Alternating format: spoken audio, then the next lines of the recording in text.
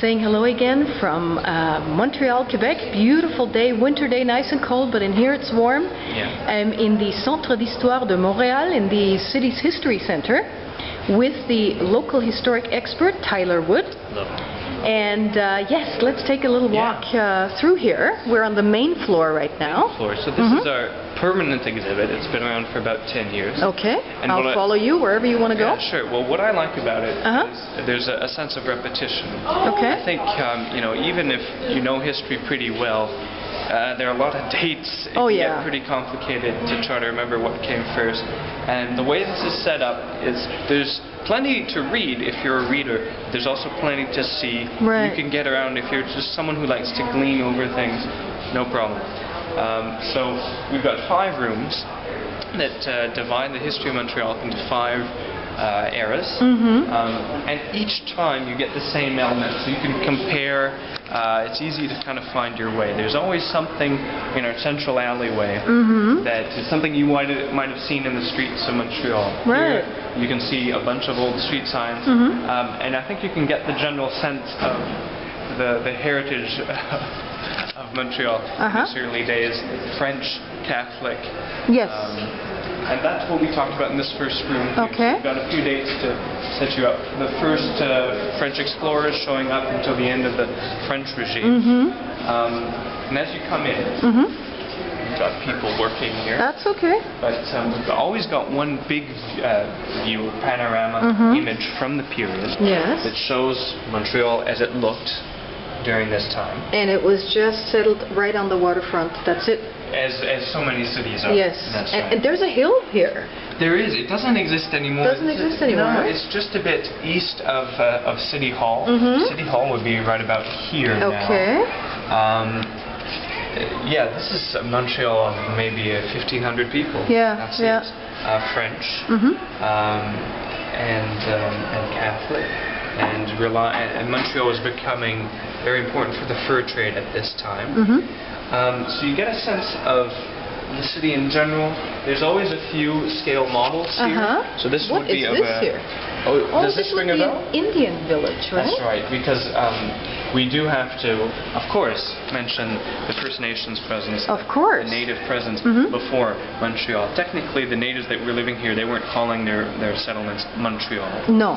It would be Hochelaga, and they would have lived in a village full of these long houses. Interesting structure. It's almost cigar-shaped. It sort of is, yeah. It is grounded.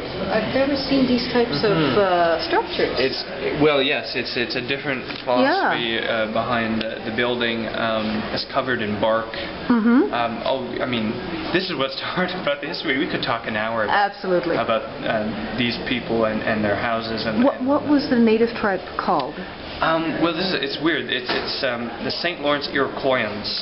So similar to the Iroquois in their culture, the Iroquois would have had longhouses like this too. They would have lived along the banks of the St. Lawrence River from south of Montreal all the way to past Quebec City. Okay. And they were here for hundreds of years. Yeah. Jacques Cartier, the first French explorer in 1535, showed up here, wrote about the village. When he heads back to France, there's about 60 years before anyone from France comes back here. And when they do, the whole nation has disappeared. It's a mystery. We still don't really know the answer to this day. I can imagine. Probably has to do with warfare. Yeah, that makes sense. Oh no, I mean, this first room we covered 200 years of history. So exactly, you can, for those who French, want to... Catholic... Yes, Nouvelle France, Nouvelle France. If you want, this is the thing, we have had people spend days in this museum if you want to.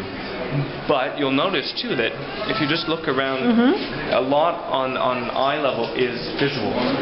So you get a good sense of buildings that are still around today from the French regime. This is on Sherbrooke Street here. Really? I've never These little seen those. towers. There's the Sulpician Seminary, which is right next to the Notre Dame Basilica. Exactly. The oldest buildings left. Looking very French.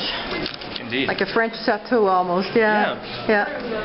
We've got a few artifacts. We're more of an interpretation center, so we don't put too much emphasis on just old things. We try to put them into context. Yes. So we do have a musket, so another scale model of a house. this house is still around. This is near the Montreal Market. It's a restaurant now. Nice. And yeah, panels, you'll often see eyes here, and see, this is a nice little way of hiding more information. Talk about slavery, because this is something that people don't really think about. I never, I've been reading up on the history of Montreal a little bit, but I never read about a slavery connection. No, there was. It wasn't quite the same slavery as you might have had in the United States. Slaves were actually mostly Native American. There were some from Africa and the West Indies, but they were more domestic servants and not plantation.